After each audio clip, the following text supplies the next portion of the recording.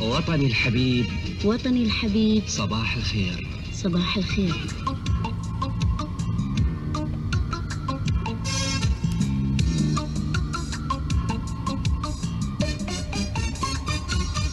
أعزائي المستمعين الكرام، يحاول الآن زميل المخرج الاتصال بأحد الأخوة المسؤولين في المستوصف الصحي، وذلك للرد على شكوى الأخ المواطن الذي اتصل قبل قليل وقال أنه تعرض لموقف غير إنساني.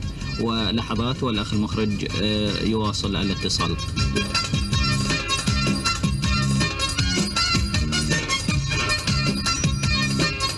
تحية من وطني الحبيب إلى كل العاملين في إدارات ودوائر الخدمات. ومعنا في هذه اللحظات الدكتور سالم المسؤول عن المستوصف الصحي للرد على شكوى الأخ المواطن الذي اتصل قبل قليل.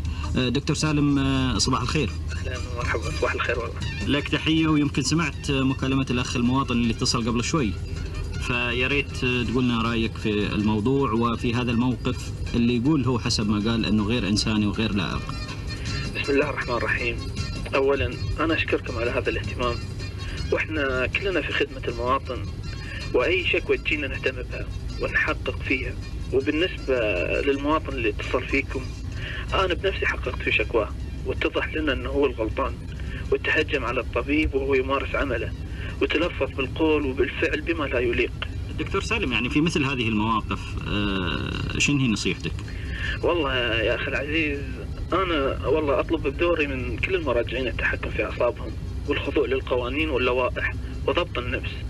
ما في داعي للانفعال، وزميلك ما غلط. لا في داعي يا دكتور.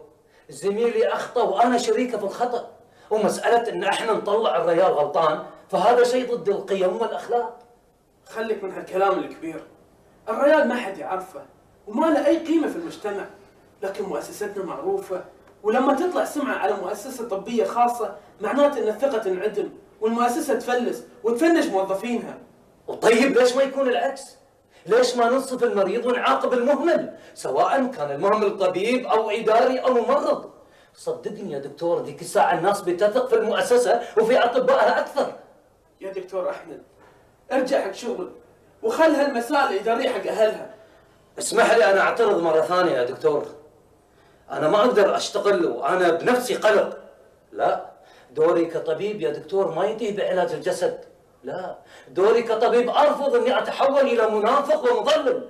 ايش تقصد بهالكلام؟ كلامي عام يا دكتور. أكبر غلط أن أنا وأنت أو أي مسؤول كائن كان يعتقد أن نكران الخطأ يعفينا من المساءلة. دكتور، هذا تخلف وقصر نظر، وعمرنا ما راح نتقدم إذا احنا فكرنا بالطريقة الساذجة دي.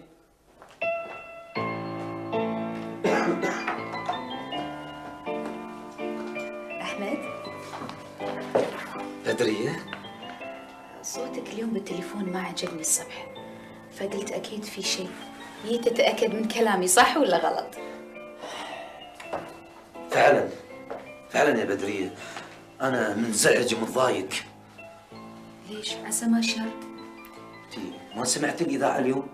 أي، ويعني أنت كنت منتظر من المدير إنه يعترف بغلطته؟ يعني على الأقل يا بدرية ما يكذب، ما يراوغ، يقول بحقق بالأمر، ما يحسم المسألة يا أحمد، انفعالك ما في داعي منه. الأمور هذه تحدث كل ساعة وكل يوم، ولو حاولت إنك تتدخل أو تصلح الغلط بتتعب. بدرية، الغلط اللي أنا مبطرف فيه صدقيني والله العظيم ما أفكر فيه، بس الغلط صار قدامي، يعني أنا طرف فيه، يعني أتحمل جزء من المسؤولية. زين، أنت ليش معصب؟ آسف يا بدرية، آسف، مو بقصدي. عارفة يا أحمد، لو أنا مكانك تصرفت نفس الشيء. أنا من رأيي يا أحمد إنك تروح للمدير، تنقل وجهة نظرك له وتسمع وجهة نظره، مو تقعد كذي وتحرق أعصابك ونفسك، ما تسوى يا أحمد.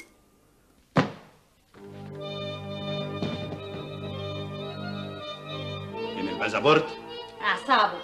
بقول لك البازابورت فين؟ وشو؟ وخري كده. البازابورت الجواز فين؟ ايه كذي تحكي عدل لا يسحبونه منك. ايش تبي به؟ انت حتخشي لي فيها عافيه؟ بقول لك الباسبورت فين؟ ما تتكلمي. اخوك خذه. اخويا؟ طب ليش؟ مين اداهوله؟ مين عطاه اياه؟ والله انا قلت له خله يسافر، ايش نبغي فيه؟ قعدته هني ما منها فايده، دام انه يصرف علينا خله يذلف، لكنه اصر. نعم يا اختي، اصر. والله بقيتي تتكلمي نحوي يا شمسو. صار الله راسك تقول يا امين وديني وما اعبد. ما انتش واخده مصروف الشهر ده. اذلف ها؟ طيب ما فيش فلوس، ما فيش فلوس وموتي بحسرتك.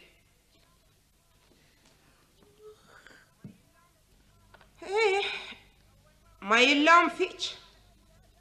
اول مره في حياتي اشوف ماره ملسونه مثلك. الحين ابو غيرك الريال جاي كم من يوم يبي يرتاح، تطلعين له قرون. اخ يا ربي، ليش ما حطيتني حماه مثل امينه رزق تدافع عن مرت ولدها؟ ايه كانت مرت ولدها طيبه، مهم ملسونه مثلك لسانها هطول. لا وانت ايش دراك؟ ورا فديت عمرك ما حد طلع مسلسلات غير كنتي. ايه ليتني ما رحت، ما يسوى علي. لفلفوا فيني من دكان لدكان واخرتها ما شروا شيء، كله من نوره. وانت ايش صار عليك لما رحتي؟ نقصتي يد ولا ريل؟ ما دريت من عمي. من زمان ما شفت عمي. الله اكبر عليك، الله اكبر عليك، هالجنبزه والعياره كل هالحب حق عمك. اوه يدتي الله يهداك شريحه فحكرتينا. اي يما هاي فكس فديت عمرك. الله يهدى ابو احمد عاداني وراح. اقول تبين؟ انا رايحه عندكم بيت اليران، تبون شيء؟ انا ما راح اتاخر. وي كم الساعه الحين؟ وي تاخرت امون.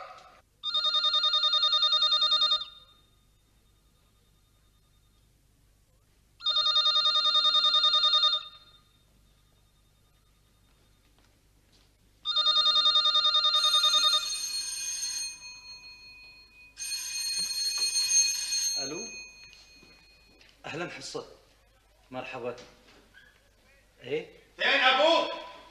ابوك فين ابوك؟ خير عمي صاير. بقول لك ابوك فين ابوك يا خليفه، يا ابو احمد يا خليفه. يا عمي الله يطول عمرك، صاير خير يا شيخ ليه انت يا خليفه؟ فيصل عسى ما شاء خير يا اخو، خير عسى ما شاء خير. فين الجواز؟ الجواز فين؟ الله يهداك بس يا ابو فيصل، خليت جبودنا انصاص الليالي على سبة الجواز. وين؟ يا ما تطولهاش وهي عصيرة. فين الجواز؟ زين تعال اقعد استريح. مش عاوز اقعد. فين الباسبورت؟ الباسبورت ما ادري، ها متشعل لسانك من لهاتك يا احمد. يا ابوك خلنا بروحنا شوي، خلنا بروحنا. تصبحون على خير. وانت من اهله يا ابو فيصل. الباسبورت على قولتك الجواز موجود عندي انا، لو هاللحظه تبيه بروح اجيب لك اياه. بس يا ابو فيصل يا اخوي تكفى اسمع كلامي زين وزنه في راسك عدل وتالي انت بصرك انت حر. قول ايش عندك؟ انا قط تدخلت في حياتك ولا منعتك من السفر ولا تدخلت في امورك الشخصيه؟ لا والله الشهاده لله ما حصل شيء. ايه عاوزني اكذب؟ تشبدي انت في ذمتي تقهرني يا اخي. تحكي عدل، خاطرك تحكي مثلي. ما ابغي، مش على كيفك. والله هذه النشبه. زين انت ما سالت نفسك ليش انا هالمره ما بيك تسافر؟ يمكن علشان زواج بدريه.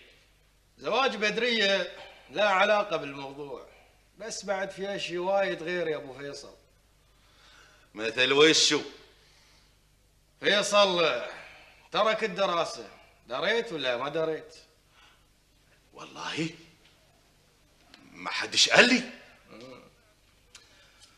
وحصه على ما سمعت من نوره ما له نيه تكمل الدراسه بعد. ايه والله ما حدش قال لي. وفطوم مرتك الهندية لو نفذت اللي في راسها وراحت بلادها، ولدك هالمسكين بتلته بيضيع، ما حد له، لا أم ولا أبو. والله ما لا دي قالوا لي. وطبعا ام فيصل يعني البركه فيك، انت من زمان ملتها ومضيعها، بعد زين هالمسكينه لقيت لها شيء يشغلها عن نفسها وعن البيت. ايه يعني انا السبب في كل البلاوي اللي بتحصل دي؟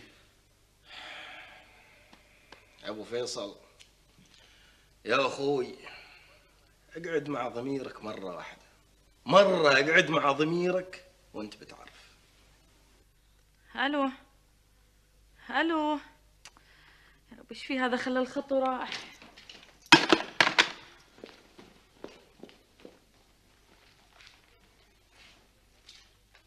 من كنت تتكلمين؟ ما كنت اكلم احد. اقول لك من كنت تتكلمين؟ ما كنت اكلم يعني رفيجتي. رفيجة اللي تكلمينها الحزة؟ ليش عيوني؟ تبيني اعطيك اسمها وعنوانها ورقم تليفونها بعد؟ ها؟ انا ما اطف عليها سوالف. من كنت تتكلمين؟ يما يما ها؟ يما لحقيني يما! غصب عني يا كلب! يلا فاشل!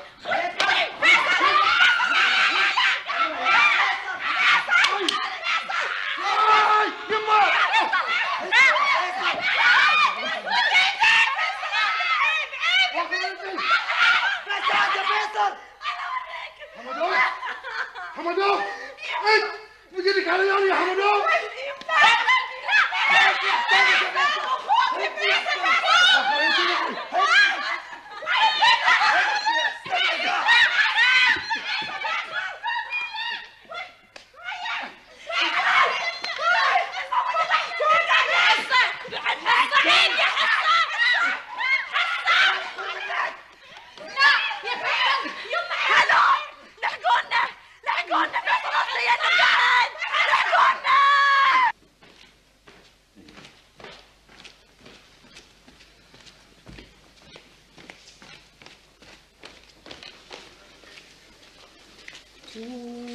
شلون نسيت التلفون؟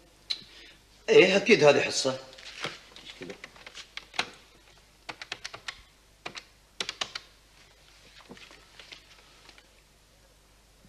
الو، هلا بدريه. لا ابوك طلع؟ اي ابوي في غرفته. بدريه ايش بلا صوتك؟ ايش صاير؟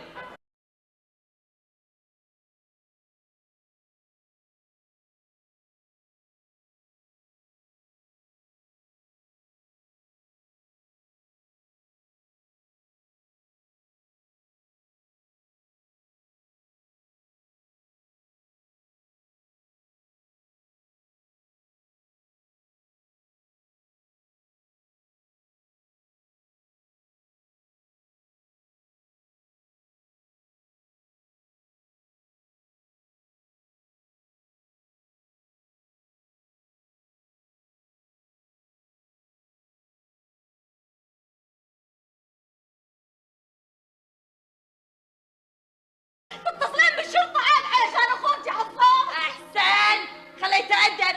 شنو؟ على باله ما حد يقدر علي يعني؟ دارج بسرعة دارج. لا ترخين، شنو؟ انا بنطف الهبيط عندكم. اكسر الله رقبتك يلي ما تستحي ولا تحيلين على ولدك، يلي ما تقدرين لا صغير ولا كبير في هالبيت. ايش رايك؟ ايش رايك بعد تحضرين تم الطق على وجهها؟ ها؟ واتصال بالشرطة؟ وياك اللي ما تستحي. هاي عليك يا بنت حال الله. روحي يا يما سكتي امك روحي. يما يا حبيبتي هدي اعصابك. انا اتصلت بعمي وقال انه بيروح لهم فيصل، ما عليه شر ولا حتى حمد. عليك يا ولد بسم الله عليك، مظلوم احمد مظلوم. صدقيني قالوا كلها ساعة وبيردون. احمد اتصل فيني وطمني وحتى خالد راح معاهم. حسبي الله عليك يا فيصل يا الشراني والسوء. يا جماعة خلاص عاد خلاص. فيصل؟ نعم. وقع له التعهد. هاي تعال. انك ما تمد يدك على اختك مره ثانيه. والله عاد هذه اختي وما حد يقدر يمنعني، واي وقت ابي اطقها على كيفي. ابوها موجود. فيصل وقع ولا رجعك مكان ما كنت. وقع وخلصنا يا فيصل.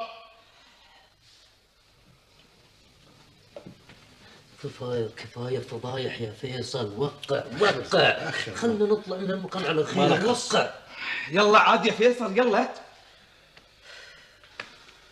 يلا خلصنا. وقع يلا عاد وقع يا ما تبي توقع السنه الجايه. يلا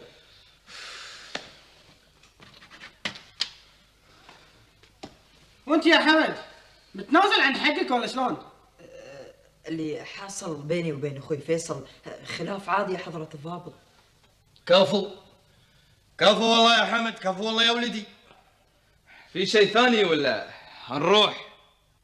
ليش انا ما تستحي. الله يهداك زين.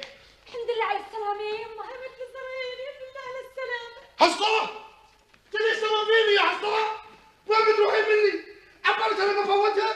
اذا مش خير تعالي تحت يا حصة. انت ما تستحي على وينك يا فيصل؟ ما تستحي ترك مسكتها. انت ابوها ولا انا ابوها؟ شوف ان ما قصرت الشر والله ترى انا ابلع العقاب على اظهر. خلاص روح دارك، روح زين، روح ضاخ.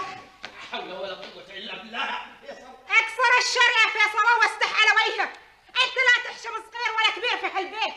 سهرت لنا الصبح عوار قلب. استحش فيك حسبي الله عليك. سكتوا عيوز النار لكم اذبحها. عيوز في عينك يا الكلب اللي ما تستحي ولا تخيل على وجهك. شب ولا تهمه ويلا على غرفتك واياني وياك تمس حصه بشيء. يلا قدام يلا دف عليك وعلى وجهك. الله يهداك زين يا ابو فيصل. تعال ما يستحي.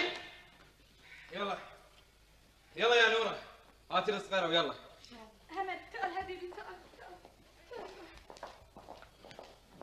روحي له يا ام الفنايل. الله يهداك زين. تعال زين تعال بس تعال. الله يهداك. معلش يا بدريه يلا روحي ارتاحي داخل، وبكره ما في داعي عليك تروحين الشغل. انا باخذ لك اجازه. روحي. شفت شلون يا ابو فيصل؟ شفت شلون وجودك ضروري في بيتك وبين عيالك؟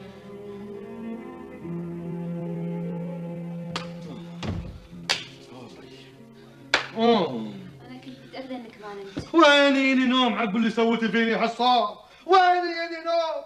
يقبضون علي كني مجرم، اللي يسوى واللي ما يسوى يعطيني نصايح. لا واخرته يوقعوني على تعهد. هدي اعصابك يا اخوي وحصه غلطانه. هذه مو بحصه، هذه حصه. لكن وين بتروح مني؟ وين؟ ما يخالف يا فيصل، انت غلطت وهي غلطت. انا بعد انت ما بناقصك. طلعي برا لا سمعك كلام ما يعجبك. يلا. ما اعتقد انك تسويها يا فيصل. انت عمرك ما غلطت علي.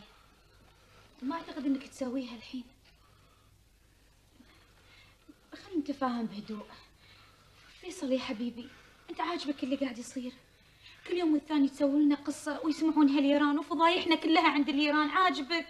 ايه صح. انا اللي غلطان. يا حبيبي ما توصل للطق. انت رجال كبير وفنان وفاهم انه عارف الطق مو وسيله للتفاهم. حصوه ما ينفع معاه الا طق. انا بعرف من كانت تتكلم. من كانت تتكلم؟ تساليني انا؟ اساليها هي ولا ايش حقها تساليني؟ انتي اكيد عارفه من كانت تتكلم. قولي لي من كانت تتكلم. فيصل انت صار لك ممكن تشك في اختك اني انا اعرف شيء من هالنوع واكون ساكته؟ انا ما شك، انا متاكد. انا ما ابغى ولا ابغى شيء. يوم شافتني ارتبكت وما عرفت شو تسوي.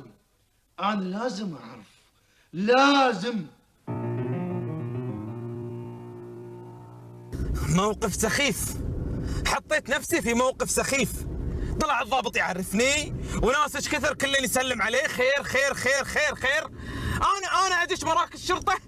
ايش حق الحين قاعد تصارخ يا خالد؟ لا تنسى ان البنيه نايمه، وبعدين مراكز الشرطه ايش حق سووها؟ مو علشان يحلون مشاكل الناس؟ ايه يا سلام، يكون اقنعتيني انتي. انا ريال معروف ما هو براعي مشاكل. ما في بيت يخلى من المشاكل يا خالد، وبعدين وقفتك مع اهلي تنحسب لك مو بضدك. وانا ايش بستفيد من هلك؟ الله، وانت كل شيء لازم تحسبها بالورقه والقلم؟ اي طبعا، ماخذ الامور ببساطه، سهر طول الليل وفشيله وناس داشه وطالعه وانا قاعد متفرج قدامهم. يا خالد انا ما جبرتك تروح. هي ما جبرتيني، قعدت تصيحين وتونين وعفستيني وعفستي روحك وياي. يعني شلون؟ احنا اذا ما نتحمل بعض ونوقف مع بعض كزوجين، منو بيتحمل الثاني؟ اذا كانت عندنا مشاكل نحلها بنفسنا، بس مشاكل غيرنا ما لنا علاقه فيها. يعني ايش قصدك؟ شوف يا خالد، انا ما اقدر انفصل عن اهلي ولا عن مشاكلهم، صراحه ما اقدر. انت حره، بس ارجوك مره ثانيه لا تدخليني في سخافات مثل هالنوع اللي صارت البارحه، وبعدين انا ما عندي استعداد ازعج نفسي في مشاكل لاي سبب من الاسباب. انا يجيني لك نظر مو ببعيده يروح اكتب شكر حق الدكتور عادل. يا ابو كنتش حق حارق اعصابك هالشكل يا انت محتاج لهم، هم اللي محتاجين لك. قدم استقالتك والف مستشفى يتمنونك. يا يبا لا نخلي العاطفه تغلب العقل، انا ما وصلت لمرحله الكمال في عملي. يبا الله يطول عمرك انا اتكلم عن الضمير، يبوني اشهد زور او اوافق الدكتور عادل على استخفافه بالمرضى وهو اللي عايش على الله تعالى ثم عليهم. والله عاد يا ابوك شو اقول لك، مساله قله ادب وضمير ميت. عجب والله عجب يا يبا. انا مو قادر اهضم وجهه نظر المدير، اي سمعه اللي يدافع عنها في وجه الحق.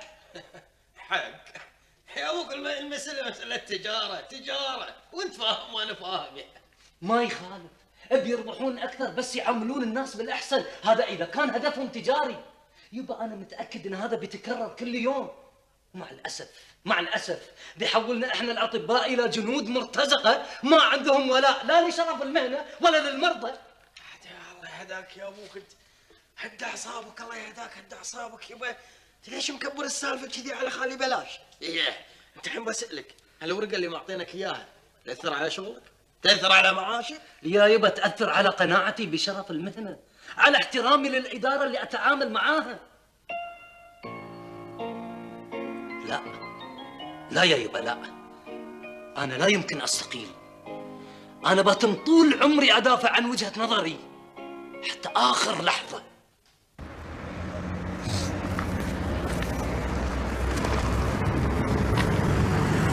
السلام عليكم. عليكم السلام، ايش تبي؟ من وين جايه يا حجيه؟ من العرس، خير الصاير؟ دواعي لا اكثر ولا اقل، الساعه كم الحين في يدك؟ الساعة 1:15، خير ايش حق هالاسئله ذي كلها؟ يا حجيه الدنيا ما فيها خير، وانت راكبه مع هندي وانت مشكك نفسك بالذهب، ما تخافين ان الهندي يسوي لك شيء؟ شنو؟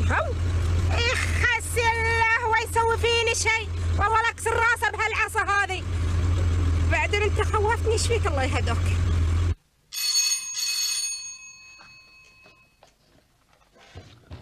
الو هلا. اي لحظه.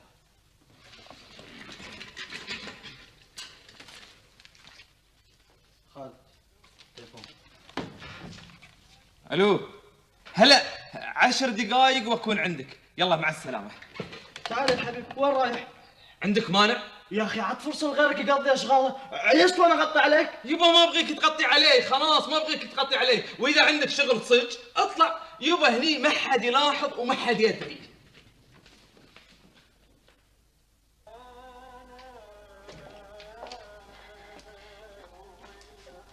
بدرية انت يسحب فلوس حقانا؟ وي نسيت يوم ارتبوي لحول، شلون كذي؟ ما علي، بس انا يبي ضروري، بابا في المستشفى ومحتاج حق فلوس، وبعدين صدقني انا ارجع. عفا عليك، شي ترجعين؟ احنا ما بيننا فرق، ولا يهمك، انا بروح لك البنك واسحب. تدرين اعطيني العنوان مره واحده عشان طرش لهم حواله. ان شاء الله بدرية. الله يكليك، مشكور واجد بدرية. ربي ما ادري وين حطيت البطاقه، يديتي طلعت؟ لا السياره موجوده هي، تو هسه يجي من برا. انزين وين البطاقه عاد؟ البطاقه ما ادري وين حط البطاقه. بدرية انت ما في ينسى؟ معقوله انسى؟ ولا يهمك، خلاص باكر اروح البنك واسحب لك، ولا يهمك.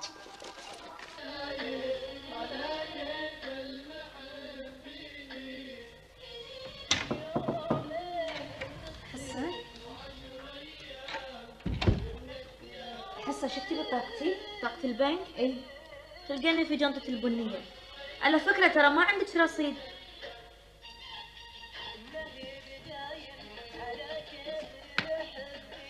شلون ما عندي رصيد؟ أنا أتذكر إن عندي 2000. كان سحبتهم. خير؟ شلون يعني؟ يعني أنا من كم يوم مسلمتك 1000. اي يعني تعطيني وتمنين علي. لا يا حصة، لا يا حبيبتي، ما أمن عليك، بس أنا بعد عمري أسأل. قصدك تحاسبيني؟ لا ما حاسبك، بس كونك تصرفين 3000 في أسبوع هذا شيء مو عادي. لا عادي جدا. شريت شوية عطور وشوية مكياج، يعني هالشهر ما راح أقدر أشتري خلق. ليش تنهدين؟ مضايقة ليش إني سحبتهم؟ ما تغلى عليك الفلوس يا حصة، بس يا ليتك قلتي لي انك بتسحبين. حصي ليتك قلتي لي انك بتاخذين البطاقة. صار الحين انا مو واحدة ناس اني ما علي، انا بتصرف. بسيطة.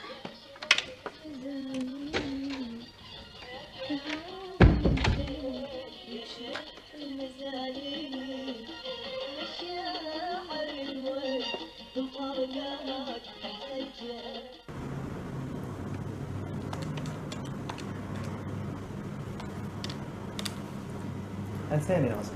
2000؟ ليش أنا شريتهم منك ب3؟ وش من الشراء قرع عندك؟ أمري لله عطني ال2000. عندك ورقة من الشرطة ولا فاتورة؟ معي الفاتورة. تفضل.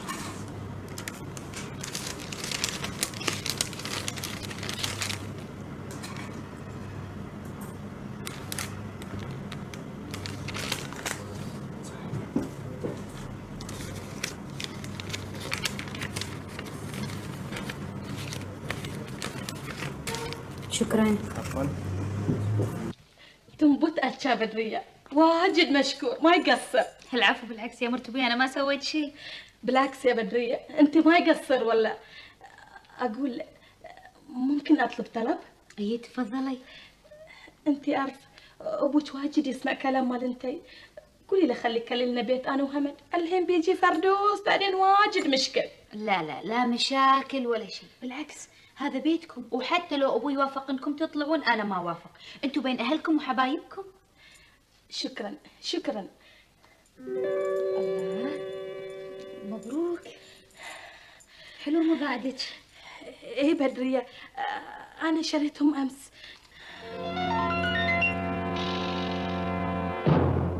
ايوه ايوه يا فردوس، زي ما بقول لك كده. مش هقدر. اسمعي، انت تجيبي الواد وتيجي. صلي على النبي، بقول لك صلي على النبي. الله، مش معقول اللي نقوله نعيده. اسمعيني يا فردوس، اسمعيني يا حبيبتي. حبك برص ان شاء الله يا يعقوب. بصي يا فردوس، انا فهمت شريف على كل حاجه وهو هيتصرف. بقول لك اخوك هيتصرف خلاص بقى. ايه؟ ما اقدرش اقول كلام حلو. يعقوب، في ناس بيتجسسوا عليا. اسمعي، مع السلامه انت بقى خلاص، وبوسي الواد. مع السلامه بقى. راح تجيبها؟ بجيبها. لا، وين بتحطها ان شاء الله؟ هني بعد وين؟ صار فندق هذا، مو بيتي يا يعقوب. فيه 3 اوض فاضيه. لا، ومين قال لك فاضيه؟ شيلي مواعينك منهم، انا ما بنيتهمش علشان المواعين. عن اذنك بقى.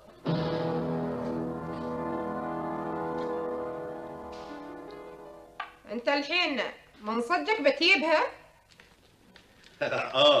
يما، اصله ايه بقى، انا قررت اربيكم من جديد. اقصد يعني ابقى مسؤول عنكم.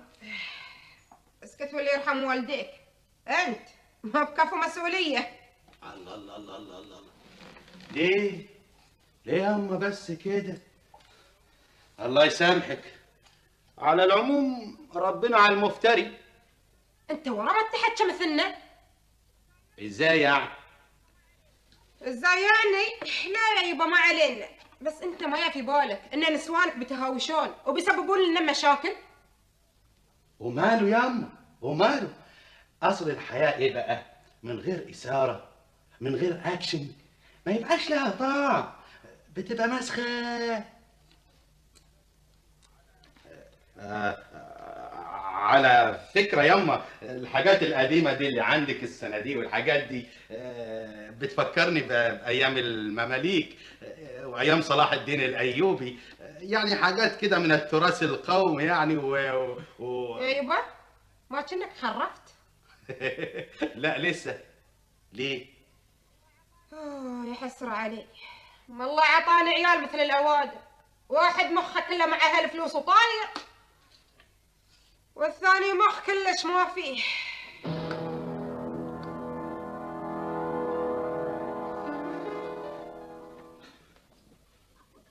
انت ما فيك احساس. انت اقول لك مرت ابوك وولدها بيون هني، يعني بيقعدون وبيسكنون ويانا. اخي حرت قلبك يا شمسو. كله من عمي اللي قال له يقعد. والله لو كان مو هو موجود اني ادبت حصوه، لكن ما عليه، مرده بيسافر وبكون مسؤول عنكم. انت وين راح عقلك؟ من اللي يبغيك تكون مسؤول عنه؟ خليك مسؤول في نفسك وبس ومالك شغل. انا ايش حقي جاي تشكلني؟ ها؟ ايش حقي جاي تشكلني وتقولي لي مالك خص؟ اخ يا ربي، يعني انا اذا ما شكيت لعيالي لمنو اشتكي؟ للناس؟ عندك بناتك اللي مدلعتهم مقوي ظهورهم عليك. والله ما دلعتك كثر ما دلعتك انت يا فيصل. هذا اخر الدلال والتدليع فيك. ما تشتهي تقعد يا امك نص ساعه تسمعها وتاخذ اللي بخاطرها؟ يا زين فاضي لك. تعال عاد خلاص مو مقبله. انا ما هو فاضي بكم. يا ربي اقول لكم ابوك بيجيب فردوس ولدها. والله لو يجيب فردوس عبد الحميد انا مالي خص وما فاضي حق مشاكلكم. شوفي يا بدرية، عاوزك توضبي الأوضة الكبيرة وتشيلي منها الكشرة بتاعت مامتك. زين يبا قلت حق امي؟ قلت لها، ثم بعدين أنا مش مستني الإذن بين مامتك، أنا هنا راجل البيت، والبيت ده ما هواش مخزن ولا محل ربابيك يا ان شاء الله حاضر يبا. ليش عصبت الله يهداك؟ هذا مجرد سؤال. ولا يهمك، باكر انظف لك الغرفة وما يصير خاطرك الا طيب. تسلمي لي يا بدورة يا أمورة يا سنيورة انتي. ايوه دلعنا شوي، ولا الدلال بس حق ناس وناس. الله الله الله الله الله. طب وربنا، شوفي، وربنا المعبود انت تستاهلين كل الدلال اللي في الدنيا دي كلها. وانا عارف يا بدرية اني مقصر في حقك، عارف. لا يا يبا، بس اتقشمر وياك. اي والله انا عارف قد ايه انت تعبتي وشلتي هموم ومسؤوليات كان المفروض انا اللي اشيلها عنك. لكن اوعدك يا بدرية، اول ما تستقر الامور وتيجي فردوس اريحك من كل حاجة. هاي نورة طاحت يديني من كثر هالاوراق. واللي يسلمك بدرية باقي ورقة واحدة وبس. انتوا درستوا المشروع هذا عدل؟ ايه، خالد يقول ان هالمشروع ناجح 100%. بس ما ادري، فكرة ملابس الاطفال هذه ما هي جديدة. وايد محلات في الديرة تبيع ملابس اطفال. لا بس احنا بنجيب ملابس اطفال راقية ونبيعها باسعار معقولة. زين، لقيتوا محل ولا للحين؟ وعلي يا خالد، كان قاعد يدور من مكان لمكان ما يرتاح. عسى الله يوفقكم ان شاء الله. يا رب. بس شلون بنعيش براتب واحد وبس؟ ما ادري نورة، انا من رايي انكم ما تستعيلون في سالفة السلفة هذه. انا سامع الناس يقولون ان السوق نايم. انا وخالد تكلمنا في هالموضوع وايد، بس هو واثق من نجاح المشروع. بس ما ادري ليش يا بدرية انا متخوفة شوي. ما عليك، دايما الخطوة الأولى يقولون في أي طريق جديد تخوف. فعلا، أنت معناتها قاعدة تتكلمين عن حالتي. المهم بدرية قولي لي، شو أخبار خطيبك؟ من زمان ما كلمته. اخاف حصه انها تحس بشيء، وانتي عارفتها للحين متوهمه انها هي متعلقه فيه. الحين حصه اللي ما تدري، اذا كان البيت كله يدري ان بدريه حق احمد واحمد حق بدريه، حصه بروحها لا. تعرفين بدريه ساعات احس ان هالبنت مو بصريحه وتفكيرها غريب، ما ادري شلون يعني، مو مقتنعه. اقول بدريه هاج كلمي. ايه كلميه لين ما اروح اسوي لك شاي. زين يلا. استح على وجهك وخيل، مرة عودة من ساعة ترجاك اقول لك يا يبا قوم وصلني قوم وصلني، وانت قاعد لي مثل الويعة. ما اقدر. وهل مثل الويعة؟ يدتي اول مرة سمعت تقولين هالتعبير الغريب. اول مرة بتسمع اكثر اذا ما قطيت هاي من يدك. هاي المجلة ما ادري اللي كتبها الخايس هذه وقمت توصلني. يا يدتي اروح وياك شو اسوي؟ انت بدشين عند النسوان بتستانسين اكيد هناك عرس، انا شو اسوي؟ ارتز مع الهنود الين يطيب خاطرك في العرس وتردين؟ لا يبا، انت بترجع مع الدراويل البيت ولا طب خاطري وشبعت وتمللت من العرس بتصل لكم تليفونتي تاخذني الله يهداك. صدق يا حمد انا من قال للشرطي عن سوالف هالدراوليه وش يسوون في معازيمهم يا يبا من هالذبح ما ذابح ولا خايفه. اصدق من اشوف عين رجوف المنظر الطالع ذي يا يبا ارتعد اموت من الخوف ودي اصنطه قبل لا يزنطني. محفوظه ان شاء الله من كل شر يا يدتي، بس بصراحه الشرطي معاه حق. انت لو تقرين اللي يكتبونه في الجرايد كل يوم تودين راسك. شنو؟ من ايام خدامه ذابحه معزبتها لا ودريول طالع يوصل الولد المدرسه خطفه وذبحه ويبا وغير هذاك اليوم. حمد تعود من ابليس يا حمد تعود من ابليس يا يبا. الحين انا جايتك توصلني ولا تخوفني. قم وصلني قم وصلني. يا يدتي هذه ما بحل. اليوم بواصلك وبجيبك ان شاء الله، باكر يمكن ما اقدر اصدني ظروف. يا يبا انت وصلني اليوم وباكر يصير خير. الحين تقولين لي الحين ما اقدر مو هو بطالع. ليش الدكان قريب علينا؟ قريب ولا بعيد ما هو بطالع وما يحتاج خبز. شلون ما يحتاج خبز؟ انا مسويه حمص ودجاج بالفرن ومتبل حق العشاء. عيست العصر وانا اتصل كله مشغول. مع منو تكلمين هالكثر؟ مو انا، بدريه كانت عندنا ووقعت الاوراق. زين ومع منو كانت تتكلم؟ والله ما سالتها. وبعدين ايش هالسؤال الغريب؟ شو الغرابه فيه؟ بنيه تتصل من بيتي لازم اعرف مع منو تتكلم. لا تنسى ان البنيه اللي قاعد تتكلم عنها هي اختي بدريه، وبعدين بدريه مو قاصر عشان تعطيك كشف حسابه عن تصرفاتها، وبعدين انت تعرف بدريه غير عن كل البنات. بل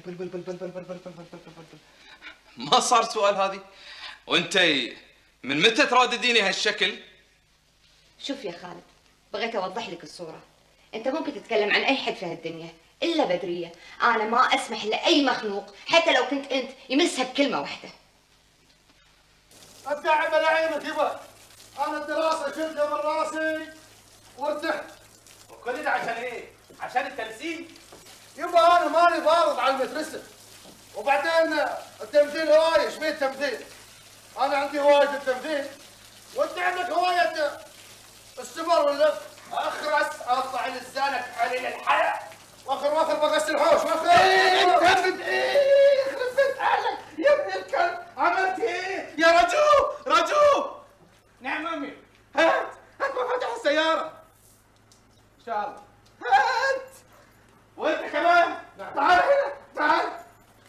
اشتري. هات المفاتيح السبير اللي عندك. هات يلا اوام طلع. هات اوام. ما قصرت يا ولد، ما قصرت. ايش لك بالمفاتيح يا يعقوب؟ انا اعطيتك العربيه علشان تروح فيها المدرسه، وما دام ناوي ما تروحش المدرسه يبقى خلاص ما فيش سيايير. وش معنى تأمنها هي؟ لاني لو امنتك على المفاتيح بتعطينها ولدك من اول طلب. لا، وش دراك ان هي مو معطيه ولدها المفاتيح؟ انت متى بتكبرين عقلك؟ متى تخلين الواحد يعتمد عليك ويثق فيك؟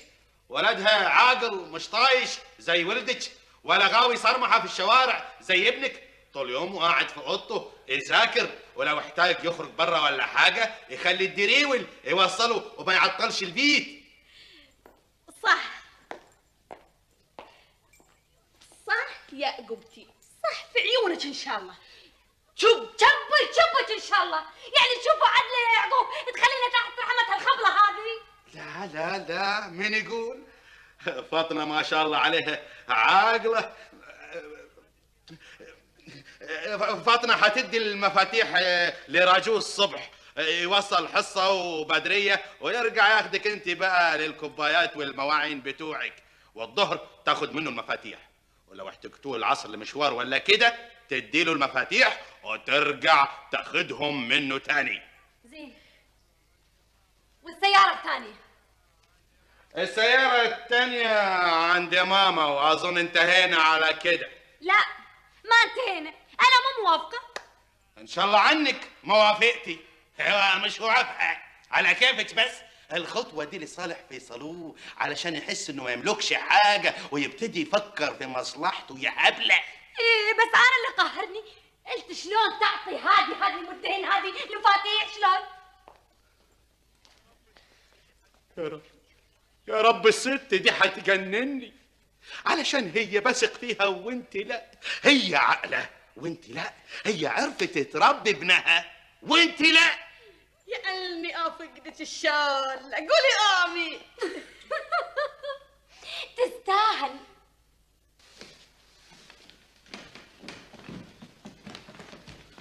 انت شلون شي تطفي التلفزيون وتقوم تمشي عني؟ يا يبا انا متملل. يا سلام، متملل؟ وانا ايش ذنبي؟ يا يبا انا صار عمري 32 سنه وانا حتى الان ما تزوجت، يعني عزوبي. يا عيني عليك، ما تزوجت وعزوبي، يعني هو ذنبي انا؟ انت ليه ما تبي تتزوج؟ يا يبا الاول انا دراسه ومشاكل وغثى وبلاوي، بس الحين انا فاضي وعمي الله يهدى قاعد يتهرب. لا لا لا لا لا لا لا لا، عمك ما يتهرب، عمك هذا طبعه انا عارفه، ياخذ كل الامور بسعه صدر. زين والحل شنو؟ يبا والله العظيم حفله ما بي، بس على الاقل نملج. صدقني يا يبا انا خايف عمي في اي لحظه من اللحظات تطق في راسه ويسافر ويترك امورنا معلقه مثل قبل. لا لا يبا، لا ما عليك، انا اليوم العصر موعده في القهوه وان شاء الله بحكي، وصدقني انا ماني بهاده الا ليه حددنا موعد الملكه والعرس يمير. انت الحين دام انك طفيت التلفزيون ونزلت، ايش رايك تلعب معي ورقه؟ الا الورقه حاتين يا لا تسلعنا. يوضح احنا انتهينا من هالموضوع، وبعدين اخاف لعبك للورقه يخليك تحن. ادري اخذها عنا بالقوه انك مغثى، عشان كذي ليش طفيت التلفزيون وخليتني انزل اروح اشاهد التلفزيون احسن من مشاهد وين؟ يا ابو فيصل، احنا ما لنا علاقه بحياه الاعضاء الخاصه. ولدي قدم لنا طلب وانضم للفرقه، واحنا كاداره وافقنا على الطلب. الله، طب والمدرسه؟ سبق وقلت له الموهبه بدون دراسه وبدون ثقافه عامه ما تطور، لكنه عنيد وما يسمع النصيحه. بس يعني هو عنده موهبه؟ عنده موهبه وعنده امكانيات جيده، لكن مثل ما قلت لك الموهبه بدون دراسه ناقصه. خلاص بقى اطردوه. ما هو بحل، بامكانه ينضم حق فرقه ثانيه، او يتولع بهوايه خطره، او يمشي في درب ما هو بعدل. الحل انك تقعد معاه وتوجهه. حاولت معاه غرقني ميه. شنو؟ بقول انا مش عارف اعمل للواد ده ايه. يا اخي حاول تفهمه وتفهم ولدك هذا عنده غرور عجيب ومخلي اللي حواليه كلهم يتجنبونه، ومتهيالي ما حد يقدر يساعده غيرك انت. يا الله توكلنا عليك يا الله. بسم الله الرحمن الرحيم. يعني ما مريت يا دكتور احمد؟ والله يا دكتور عادل انا انشغلت. انشغلت ولا ما تبي تشوفني؟ والله تقدر تقول يا دكتور الاثنين مع بعض. بل الصراحة تجرح. ايه بس يا دكتور انت عارف طبعي. وانا ما ابغي اخسرك كصديق يا احمد. ولا انا يا دكتور عادل. عيل ليش تعاملني برود؟ اتصل فيك تقول لي مشغول، امر عليك تقول لي مستعجل، مع ان المفروض انا اللي اكون زعلان منك مو بنت. ايه بس انا عارف ان انت مو بزعلان مني لسبب بسيط، هن انا ما غلط. انسى يا احمد انسى. اخ يا دكتور عادل اخ، يا ريت اقدر انسى. دكتور عادل تتذكر لما كنا في بريطانيا واول سنه طب ايش كنت تقول؟ كنت تقول انك بتكون ارحم واحد فينا على المرضى، وانك بتبذل كل جهدك لتخفيف الام الناس. وانا ما زلت عند وعدي، وما زلت مخلص في عملي، والكل علي يشهد. ايه بس انا يا دكتور اشوف غير كذي وما اقدر اقول الا صحيح. دكتور عادل، الناس برا والمرضى يتمون برا ينطرونك بالساعات، وانت حضرتك لاهي عنهم في مواضيع ما لها علاقه بالعمل.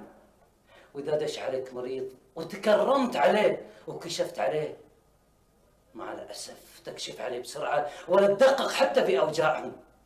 دكتور عادل، تقدر تقول لي ايش معنى كلمه الاخلاص من وجهه نظرك؟ هل هي الالتزام بساعات العمل وبس؟ يبا يبا يبا يبا يبا يبا يبا يبا يبا يبا يبا يبا يبا في ايه حصل ايه؟ خرقت مع مين النوبادي؟ انت شلون تروح حق ابو محمد وتقول له انك مو براضي يا مثل؟ شلون؟ ابو محمد مين يا هبل انت؟ ابو محمد مخرجنا مخرج المسرحيه، شلون تروح من وراي وتقول له هالكلام؟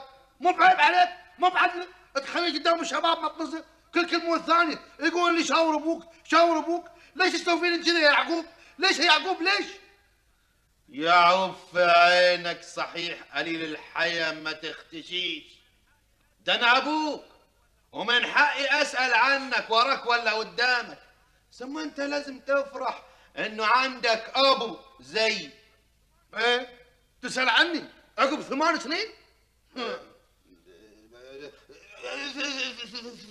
8 سنين ولا 10 سنين ولا 20 سنة، المهم اني سألت عنك. ثم تعال هنا، ازاي تتجرأ وتصحيني من النوم عشان تقول لي كلام هايف زي ده؟ اسمع يبا، انت ابوي على عيني وراسي، لكن انا عمري ما تدخلت في حياتك، وما بيك انت تتدخل في حياتي. كيف؟ وكل واحد ينام على الجنب اللي يريحه، مو بهذا المثل اللي تقولونه يا يبا؟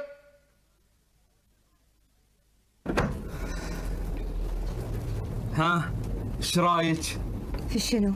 أنا للحين ما شفت شيء. بتشوفين إن شاء الله بذكرك هالمحل بيربح 100%. أتمنى.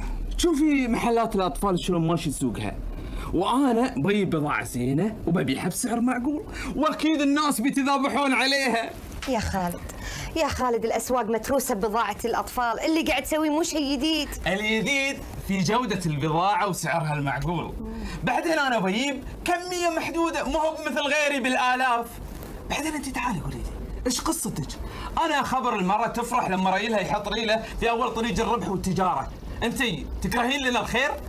ايش هالكلام يا خالد؟ أنا أكره لنا الخير؟ أنا لو أكره كان مو الحين ساحبة. خلاص يبا خلاص، درينا بس الكلام الزين والتشجيع أهم من الفلوس. لا الله يوفقك يا خالد. التوفيق لنا احنا الاثنين. بس الحين لازم اروح ارتب نفسي علشان اسافر، علشان ما يحسبون علي اجار المحل وهو فاضي. بتسافر؟ وين بتسافر؟ يا حيك والله بتستانس. انت ما تفهم، اقول لك بزنس يعني تجاره. ايش عبالك انا مراهق؟ وعلى بالك انا غبي؟ يعني اللي ما يبي التجاره ما يروح الا هناك.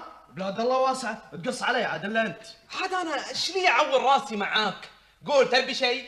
ايه ابي اشياء كثيره بس ما تقدر تجيب منها شيء. عيل عط روحك العافيه واسكت.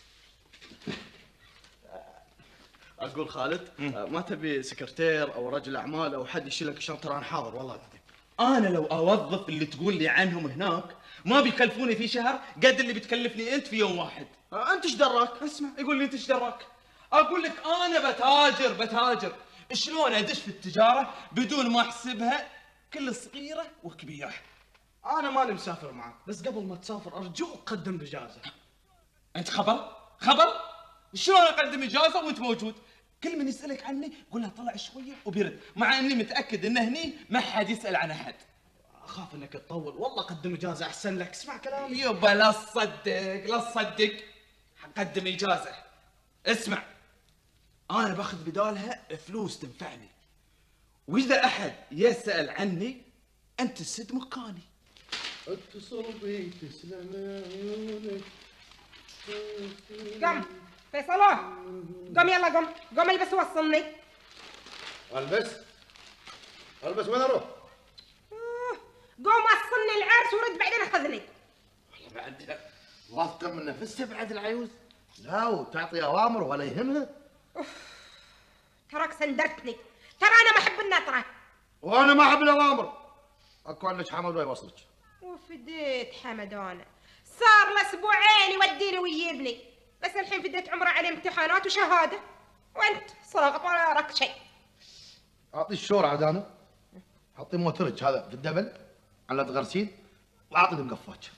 شو تقول انت؟ شو تقول؟ ايه انا ما هو فاضي لك انا، ما يلا روح يلا سهل يلا يلا.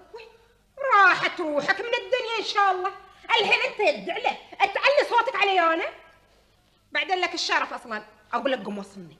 ايه انا ما هو بدري وين عندكم. لو بغيتوا شيء عطوا لي مفاتيح السياره، واذا ما بغيتوا اخذت المفاتيح من عندي. اكو عندك دريول يوديك.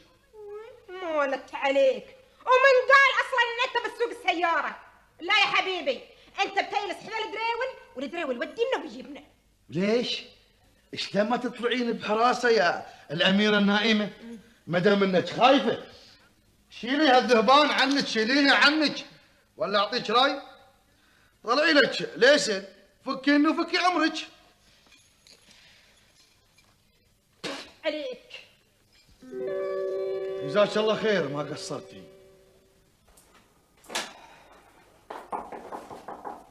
تفضل. صباح الخير. مفاجأة حلوة ولا مو بحلوة؟ اهلا حصه. خير؟ خير طبعا. تدري أنا ما ودي أتعالج المرضى اللي من الجنس الناعم لأنهم خشنات، أقصد يعني أمراضهم ما تخلص. إيش رأيك تحط لك لافتة برا تكتب عليه إنك أنت ما تعالج غير الريايل؟ حصه هني مكان عمل. أدري، بس أنت خلصت شغل. بعدين تعالي تبين معايا. يعني هالأسئلة مهمة الحين؟ طبعا مهمة. من اللي جايبك؟ الدريول، وياي مع أمي لأن عندها موعد مع دكتور الأسنان، وقلت أي أسلم عليك. في بعد أسئلة؟ يلا خليني اوديك حق الوالده واروح انا.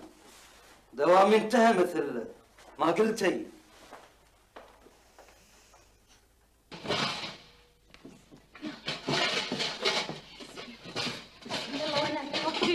فيك يا يعقوب. حسبي الله ونعم الوكيل. انا تسوي فيني كذي؟ يلا اسرع يما تعالي شيل ان شاء الله ان شاء الله.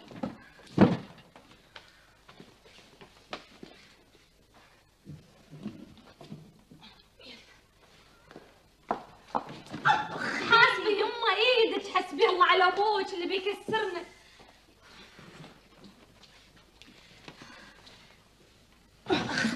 يا ربي حسبي الله عليك يا يعقوب. وين اودي هالاغراض هذه كلها؟ ماكو مكان احطهم، واللي يبغيني اوزعهم علشان خاطر فردوسو مالته. يما يا حبيبتي انت المفروض تكونين مستانسه لان ابوي خلاص بيستقر معانا، وانت تدرين ان وجوده ضروري لنا كلنا. ويه وش فايدة قعدة ابوك ويانا هذا؟ ايش فايدة قعدته؟ ذيك المرة ألحيتي عليه يبا اقعد. ايش سوى؟ راح ياكل هالعلة هذه فطوم وحطاها على كبدي هني وراح. حسبي الله. حسبي الله عليك من بومه هالشغلات. شفتي ولا كلمة؟ كم باقل؟ انا باقل يا باقل يا الدبة المتينة. حسبي الله عليك من مرة. شفتي؟ هذه اخرته، هذا اللي حصله من ابوك ومن مصايبه، جايب لي هالبومه هاي تقول لي شب، لكن شبول ما اقول غير كله من عمك.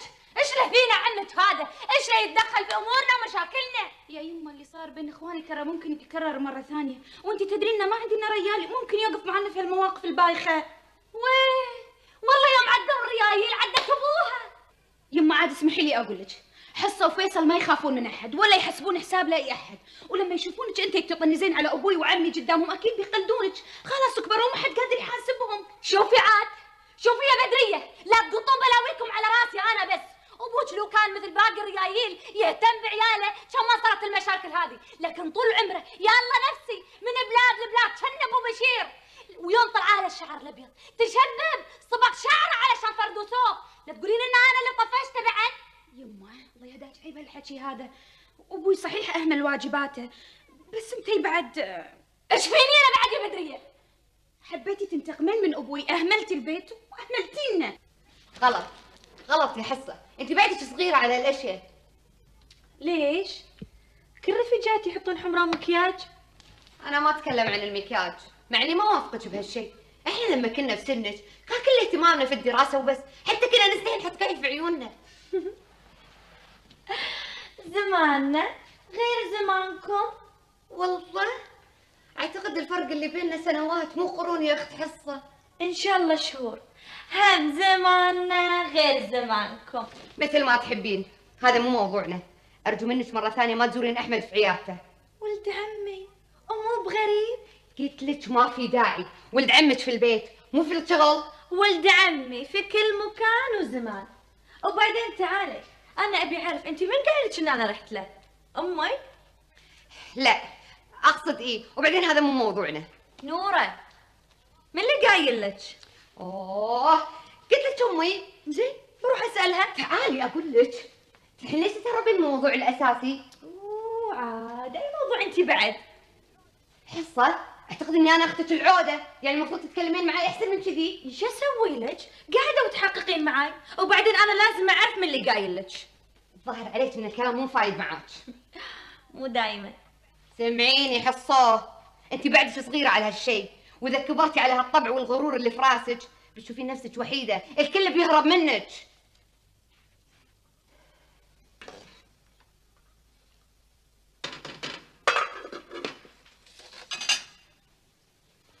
وانت من قال لك؟ قبل لا اقول لك ممكن اعرف انت ليش معصبه؟ لانك قاعده تتدخلين في كل كبيره وصغيره في حياتي. لان احنا خواتك مو اعدائك، واذا قلنا لك كلمه او نصحناك في كلمه لان احنا نحبك ونخاف عليك. حبتك العافيه عيوني، بس ما جاوبتني على سؤالي. احمد قال لي. احمد؟ حصه ارجوك ممكن تسمعيني شوي؟ وليش يقول لك انت بالذات؟ اكيد انت قالت له شيء عني، لان مقابلته لي كانت بايخه. وبعدين انت متى شفتيه؟